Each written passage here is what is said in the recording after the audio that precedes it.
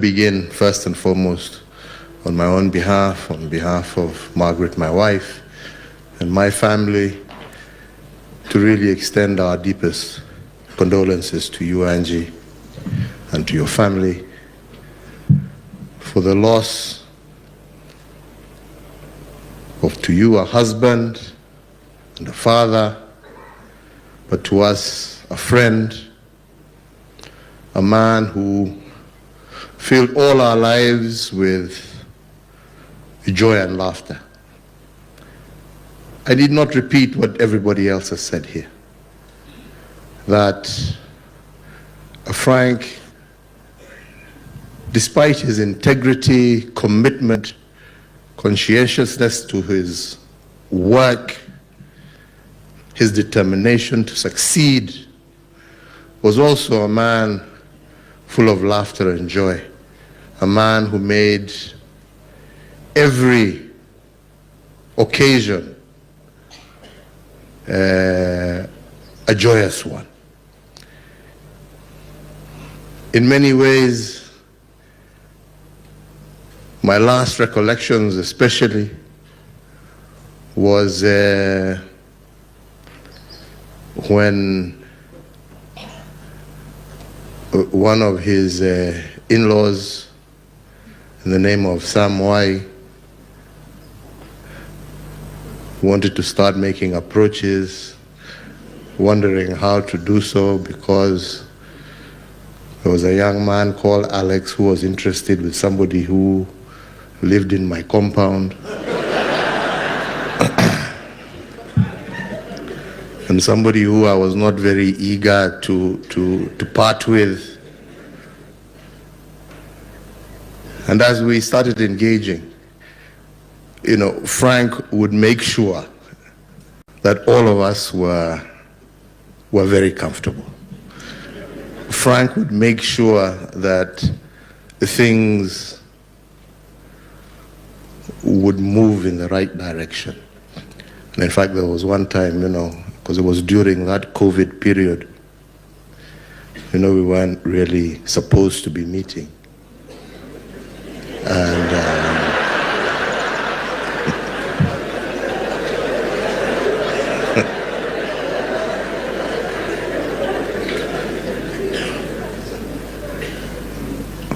we were sort of, I don't think, anyway, we were left to sort of sort out the situation, and Frank was wondering, now we're here at State House, it looks like you are fine, but some of us have got to get across town. How will that happen? And I was, well, as far as I'm concerned, once you leave the gate,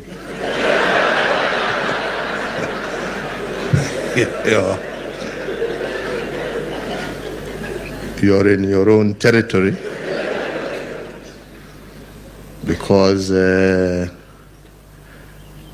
remember another friend of mine who we lost, who also tried one time to utilize our friendship. And I'm so glad that even Frank, you've told us he didn't like those issues of, you don't mix work with other things.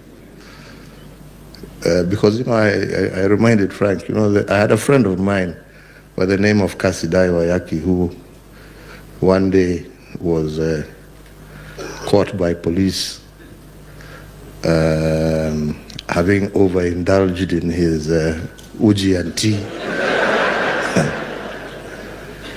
And as he was nabbed by one of those breathalyzer fellows along the road, he had the nerve to call me. And in his state of mind, reminding, fellow, you know who I know. He's giving the phone over. So I just sort of like pretended that, hello, I can't hear you. And kind of switched off the phone. Why do I say that?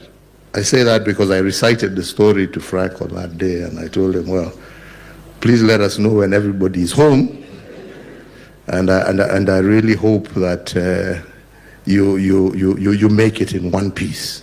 And sure enough, he did call, but after that, they were not so willing to come back to visit me until that period was over. But like I said, he was a man who filled every occasion with joy.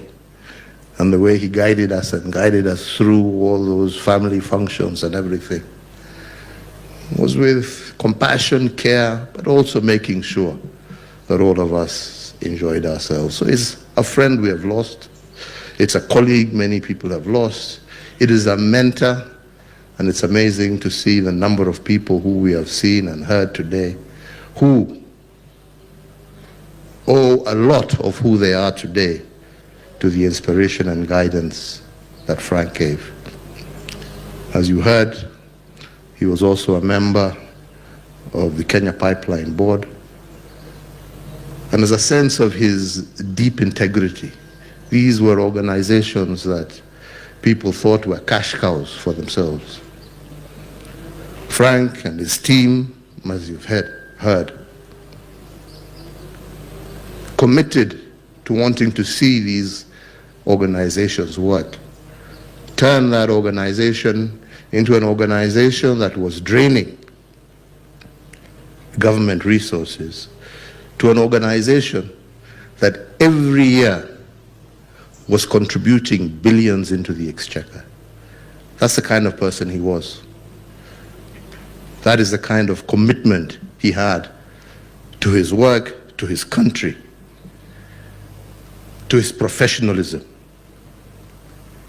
And this is what our great country requires if we are to succeed. A lot of what we hear today, people talking about affordable housing, a lot of these things, people don't recognize the legwork people like Frank did. And it's very unfortunate sometimes that the true heroes are the ones that are not recognized in a lot of what we see actually happening and going on today. I doubt even some of those ones who talk about it understand what they're talking about, but since it's popular to say, acha waendelee. So mine is to say I've lost a friend, I've lost a colleague, and especially for me,